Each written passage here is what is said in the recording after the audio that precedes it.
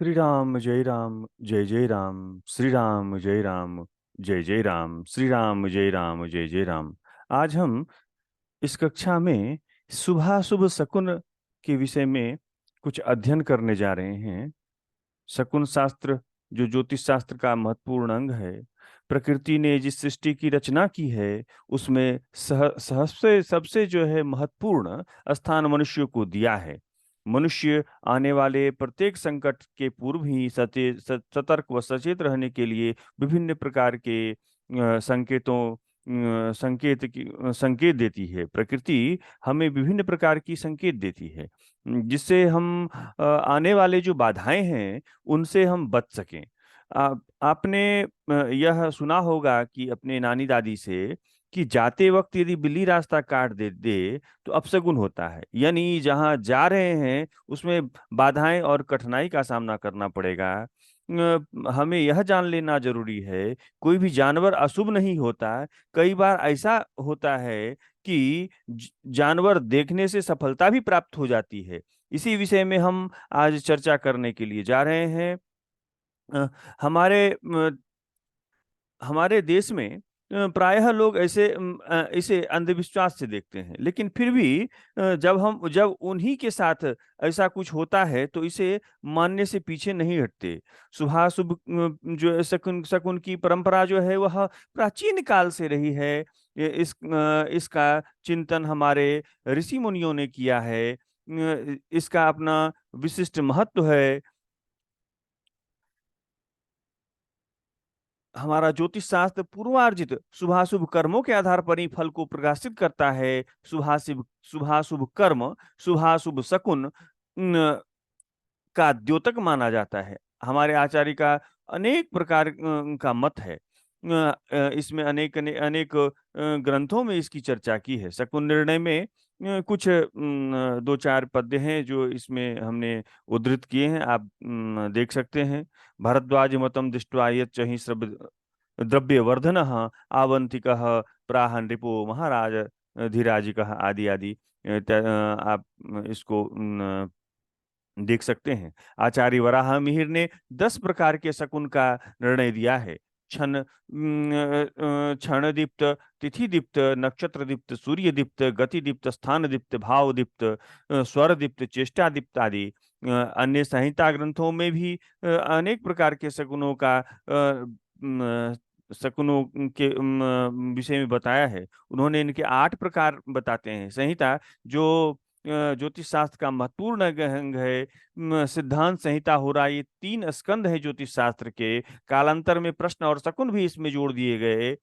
तो उसमें 8 प्रकार के शकुनों की चर्चा संहिता शास्त्र में की गई है। भौम निमित्त, अंतर निमित्त,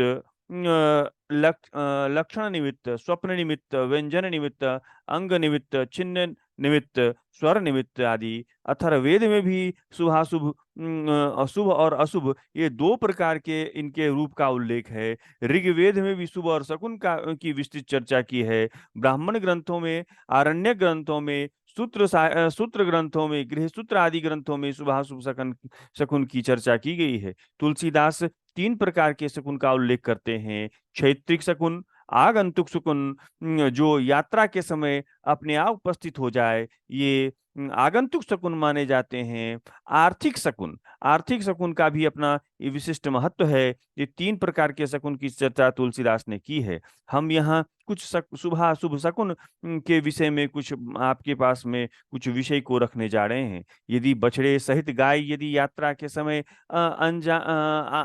आ जाए तो यह शुभ कारक माना जाता है। गाय यदि छींक जाए तो यह प्राण घातक सिद्ध होता है। बिल्ली की ध्वनि यदि यात्रा के समय सुनाई दे अथवा यात्रा करने के पूर्व मार्ग में आ जाए सर्वथा अशुभ माना जाता है। बकरा यदि यात्रा के समय दिखे तो शुभ कारक, जोर जोर से ध्वनि करे तो अशुभ होता है।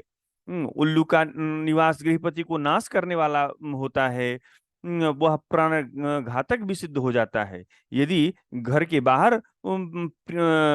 उल्लू प्रिया की अभिलाषा से उल्लू है, हूँ हूँ गुल गुल आदि शब्द का वाचन करता है तो यह शुभ कारक भी हो जाता है। लेकिन वही बलबल शब्द का उच्चारण करता है, यह दोष कारक माना गया है। बंदर की ध्वनि शुभ कारक नहीं मानी गई है। वही हाथी को देखना शुभ का द्योतक माना जाता है, वह सफलता का द्योतक है। लेकिन यही हाथी का अचानक रुकना, कान हिलाना, बंद होना, सूंड की भूमि पर रखकर लंबी सांस लेना, तो यह शुभ कारक होता है। यात्रा का के समय सियार देखना शुभ कारक माना गया है।